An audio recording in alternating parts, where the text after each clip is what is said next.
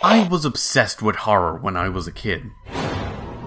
I did everything I could to get my hands on it. I'd borrow books from that section of the library. I watched many a classic slasher in 10 to 15 minute chunks on YouTube. I spent hours wading through the wide world of creepypastas and found footage web series online. And thanks to my inattentive older brothers, got a healthy dose of Japanese horror. Of course, it often came at the expense of a good night's sleep. There's just something about the morbid nature of it all that piqued my curiosity, even if it was to my own detriment. But amongst all the gore and nightmares, there was always one film that stood out in my mind. It found a delicate balance between the intense dread that makes horror so exhilarating, while still maintaining a childlike whimsy that makes it almost magical. It's a dark fantasy that blends uncanny animation with a macabre story to create a uniquely twisted world I still can't help but get lost in. And during this most spooky time of year, I want to talk about what I think makes it so horrifyingly special.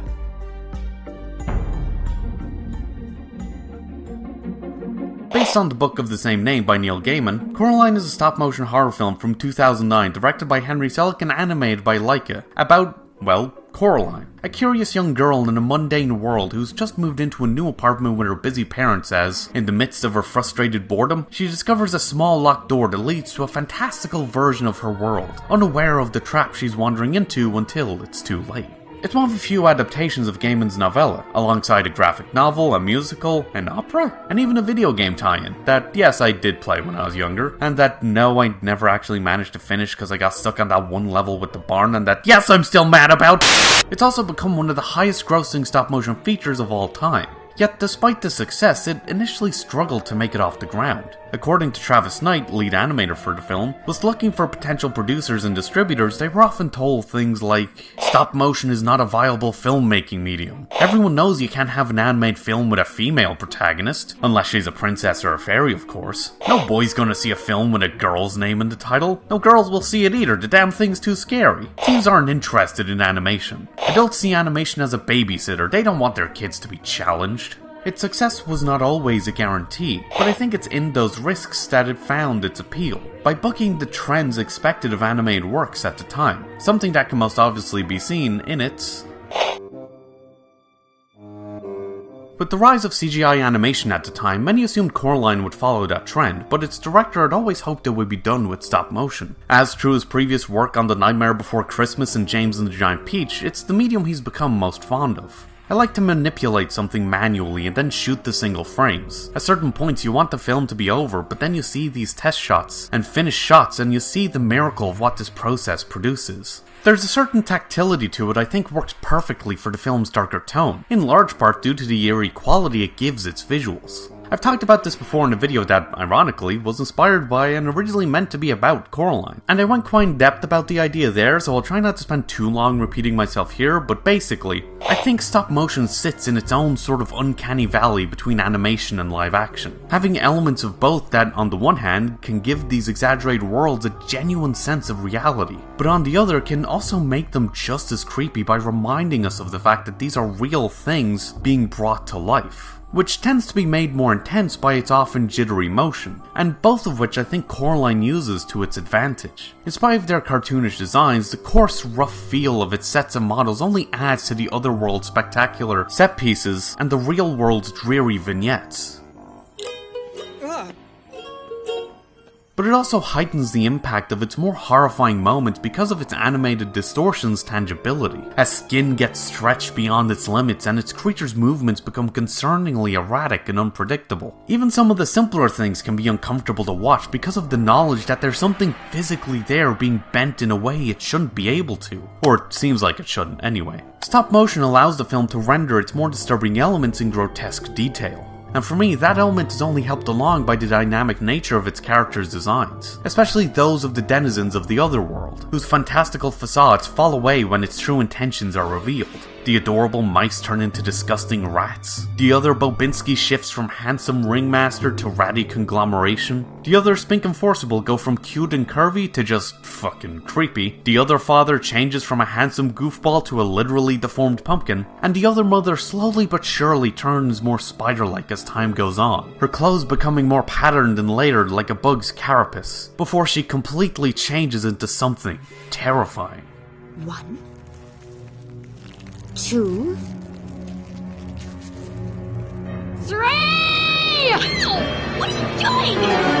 Even Coraline herself changes quite drastically from a visual standpoint, as she has a full wardrobe of costumes that reflect her emotional state over the course of the film. From the bold colours that define her brash curiosity, to the soft pyjamas she wears in her more vulnerable moments, to the tough adventurer's gear she wears over them to face off against the other mother. This approach can also be seen in the design of the world itself, not only in the way the other world transforms the mundane sets of the real world into grandstanding wonderlands, but also in the way the other world's bright and invitingly warm hues eventually skew dark and cold later on. These transformations reflect the shifting tone of the story and its characters' growth throughout it, making its world feel that much more alive in the process. And an interesting detail about its visual design is the cues it takes from the concept art by Tadahiro Uesugi, a renowned Japanese illustrator whose style is heavily influenced by 50s American illustration, as his artwork's stylized silhouettes, exaggerated shapes, and pronounced use of colour and contrast can be seen bleeding into the film's final aesthetic. But with all this comes an incredible amount of attention that needs to be paid to those details. Every single little thing on screen not only had to be built from scratch, from the scaled down sets to its miniature wardrobes, but also had to be animatable. All of Mr. Bobinski's mice, all of Spinkum Forcible's Yorkshire Terriers, all of the plants and bugs and the collapsing stage and the way the train manages to go right under the loop. Oh Jesus! All of them are real props that were individually animated by hand. It hurts to just think about. Even something as small as the models' faces reached ridiculous levels of tedium. For the most part, they're all made using 3D printed plates that could each be swapped out to give the animators more malleability for the character's expression. Something that was also used for The Nightmare Before Christmas. But where that film's protagonist, Jack Skellington, had about 800 unique facial expressions, Coraline has over 200,000. However, as daunting as it seems, some clever workarounds were found that made the process, for some scenes at least, a bit more reasonable to achieve, such as the way the blue flowers sprout from the ground as the other fodder trundles along the hillside. So we just made one big one, twice as big as the normal ones, and they filmed that just once or twice, but with lots of mirrors around it. So then you could get lots of different angles of the same flower, and then the visual effects department comped them into the shot. The level of dedication and thought behind Coraline's animation is an astonishing feat for its, at one point during production, over 400 staff, who I have to commend for managing to pull it all off so well. It adds so much to the handmade feel of Coraline's aesthetic, which is made even stronger by its limited use of special effects. Selick ensured that as much of the film was done as practically as possible to maintain that handmade look, with CG mostly being used to hide the cracks between a character's faceplates and the rigs that keep them balanced, as well as, on occasion, smoothing out a shot they can't afford to reshoot. And even the few digital effects it does rely on still start with a practical approach, like the mists that curl around the Pink Palace on a cold morning. We can't put this way of shooting big buckets of dry ice pouring out over this different shapes of objects. There are a lot of shots where what has been done is they'll shoot a specific fog element just for, say, the fog going around a car, and we'll take that piece, cut it out, and put that piece in, and then say we'll shoot a piece for the tree. Like we need the fog coming over the tree, so we'll shoot a specific element for that and put that on. Or the fire that rips through the puppet of Coraline's parents. I drew it on paper, and it just existed as line drawings that in Photoshop I filled in as black, so they became black flames on white paper. I have software in which I can take those flames and color them, and I was able to give it a clear center to blur it, so the computer was great for that because I could change my drawings into something that looked pretty photographic. However, there is one use of digital technology that Coraline's creator seemed more than happy to indulge in. Stereoscopic 3D. It was a pretty big deal back in the day, and I can still clearly remember how much its trailers leaned into it as a selling point. Ironically though, it wasn't even clear if they would be able to implement it originally. But as Selick explains, it just worked out that by the time I was ready to shoot, there were enough screens to convince the producer that this is a good thing to do. To get the effect, they made a special rig for their cameras to capture every frame of the film from two different angles to be composited together to create the illusion. And I'll be honest, I'm not really sure how much I can talk about this part of the film. I can only vaguely remember seeing it in 3D in theaters when I was about 11, and since I'm stuck working with a DVD copy for this video, as well as whatever else I can find on YouTube, there's not really a lot I can do to experience and comment on it. I mean, unless I went out of my way to use what footage I do have to create a 3D effect for myself to watch. No, that'd be too much extra work for such a small part of this video, and it probably wouldn't even work, so No, I don't even know if I have any 3D glasses to use in the first place, so okay, so here's what I did. I found an old pair of real 3D glasses and looked up how they worked, and found out they achieve a 3D effect by polarizing light. A fancy science term I learned in secondary school physics that, in overly simplified terms, refers to the way material can prevent light from passing through it by trapping wavelengths that vibrate along certain axes. The real D glasses lenses each cancel out a different direction and then let your brain put the two images together to create a stereoscopic effect. The problem is that most computers, and just screens in general, are not built to emit light in that way. So I gave up on my quest because I'm not gonna waste my time trying to figure out how to make old school 3D for fuck's sake. I looked for some old 3D glasses, couldn't find any, got some transparent plastic from an old eraser packet, cut it up, colored the pieces with a red and blue Sharpie respectively, got some paper, made a makeshift frame to stuff them in, pulled open Premiere, realized Premiere is pointless for anything other than basic editing, pulled open After Effects, right-clicked on my footage, went to Camera, Create Stereo 3D Rig, fiddled with the variables and got something that actually worked. Granted, it's still a bit fucky since instead of compositing two different perspectives, it's just distorting a single angle, but it's enough to make it clear what it's meant to add to the film. While it certainly has its more gimmicky shots, it feels like it's less about making things jump out and more about pulling the audience in. It pushes the backgrounds far into the distance and drags the foreground front and center, giving its macabre world a genuine sense of depth that makes it feel like it could just reach through the screen. It's a subtle detail that adds an amazing layer of immersion to the film. Coraline's visuals are designed to make its world feel as tangibly immersive as possible, begging the audience to lose themselves in it, just like Coraline herself, which I think is quite fitting given the focus of its...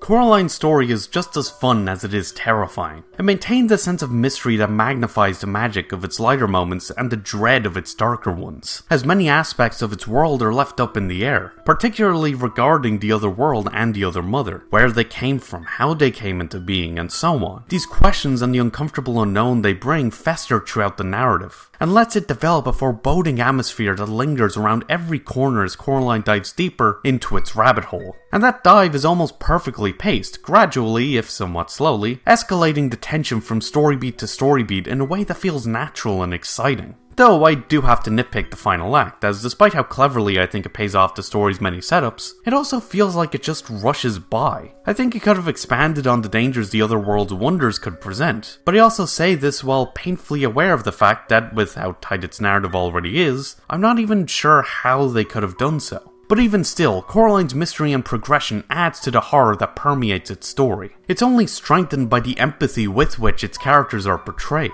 As strange and eccentric as they can be, both in design and personality, each one is written with strongly relatable qualities. Whether it be the passion of the performers past their prime or struggling to make it big, the simple curiosity of a kid with abnormal interests, the feelings of neglect its bored protagonist is burdened by, or her busy parents' struggle to keep up with work while taking care of a child, and their awareness of how little time they get to spend with her. And particularly with Coraline and her parents, those internal conflicts create an interesting strain in their relationship that's clear to see in even the subtlest details of their interactions, from the tired deliveries of their lines to the pained looks that flash across their face afterward. That's what you always say. Its characters feel like everyday people doing their best to get by in a suffocatingly plain world, where things rarely go the way they want them to, and it's easy to understand where their choices throughout the story come from. It's also what makes the other world so appealing for its protagonist in the first place, which is where the story's main thrust starts to come into play. Coraline's thematic through-lines are relatively straightforward, unless you want to talk about all the conspiracy theories about it. Did you hear the one about how the cow was actually the villain all along?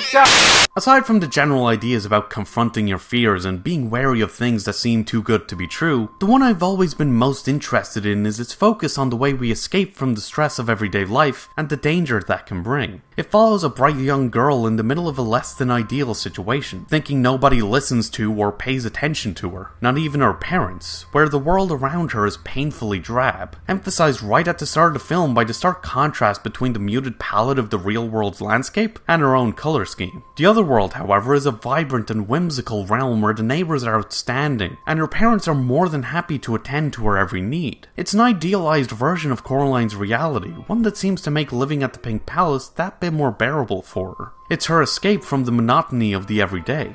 Of course, everyone has their way of de-stressing and relaxing and getting away from the mess life can so often be, otherwise I think a lot of us would just kinda lose our minds. And I don't think the film has a problem with the idea of people having that escape at all. It's instead concerned with the way some people choose it over reality. Just as Coraline eventually decides to venture into the other world in the middle of the day, rather than at night, and effectively leaving her reality behind for the sake of this fantasy. It's great at first, but she soon realizes it's not as easy to get back out. Mom! Dad! Oh god. And even when she does, she finds that she's become isolated, literally with her parents nowhere to be found, and figuratively in how incomprehensible she sounds to those around her. Yeah, I think I heard someone calling me, Jonesy. Don't believe me? You can ask the cat. The cat.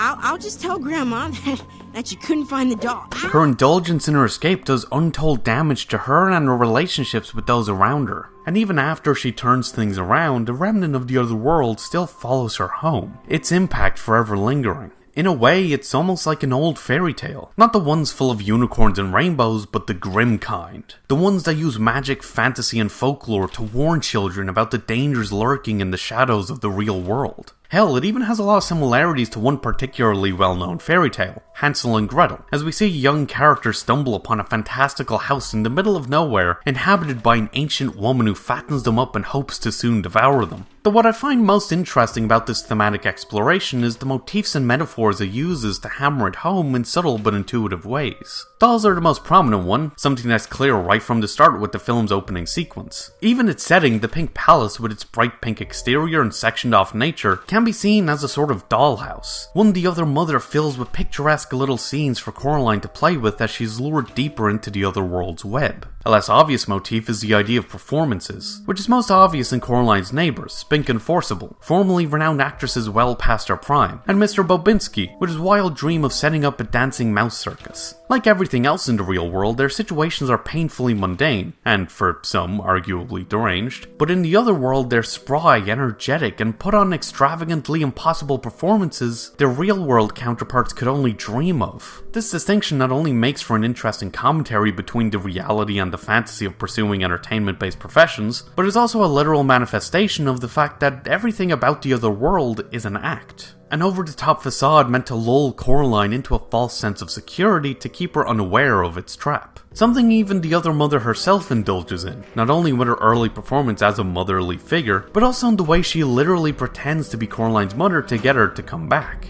Coraline? Mom? Coraline! You came back for us! Mom!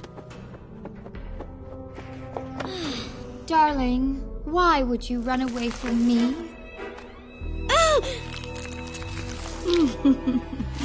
Even something as simple as the film's heavy focus on food ties into its themes, with its deliciously detailed meals acting as a symbol of the allure of the escape the other world provides, and the way Coraline indulges herself in it. It also comes to represent the all-consuming nature of its fantasy quite literally, when we learn that the other mother eats up the children she brings into her domain. They're all simple visual details that amplify the film's true lines. And by the end, I think its message is quite clear. Life can be a rough road to walk down, and there's nothing wrong with finding a way to get away from it every now and then. But it's important to recognize not only the fact that, just like you, everyone else is doing their best to navigate its crumbling twists and turns as best they can, but also to appreciate the bright spots life does offer while you can. To this day, I adore Coraline and the way it uses its stop motion to simultaneously make its horror more approachable while still letting it reach bone-chilling depths, and whose quirky approach to its story and art direction only makes this magically macabre experience that much more inviting. The technical achievement of its painstakingly tedious production is praiseworthy in itself, and I think really goes to show that sometimes the best route to take for a project is often the one less traveled. And yeah, those are my thoughts. And happy Halloween! I've been wanting to specifically talk about Coraline since that first stop motion vid, and I'm happy I managed to get around to it. I was actually unsure about what to talk about this Halloween, but probably because of my nostalgia, I just kept coming back to Coraline and eventually felt like I just had to get it out of my system, you know? It was also a fun excuse to fiddle around with some of the visuals for this video, especially my avatar. I really like how the puppet version came out, and the next thing I have planned ought to be just as much fun to mess around with, since it'll let me try out a more comic book aesthetic. I'm just not entirely sure how the hell I'm supposed to make that work. Anyway, let me know what you think, if you agree, disagree, how you feel about horror, how you feel about stop motion, etc. And thanks for watching. If you enjoyed this and want to see more, then check out my last video, where I ramble about my top things of fall 2019. Or watch me break down Hoseki no Kuni's use of CG/3D animation, and the way it sets the stage for its haunting story of loss and growth. And don't forget to like, comment, share, and of course, subscribe to come fly with me. Hit the bell to stay notified, follow me on Twitter for more updates, ramblings, of poor attempts at humor, and hopefully, I'll see you later.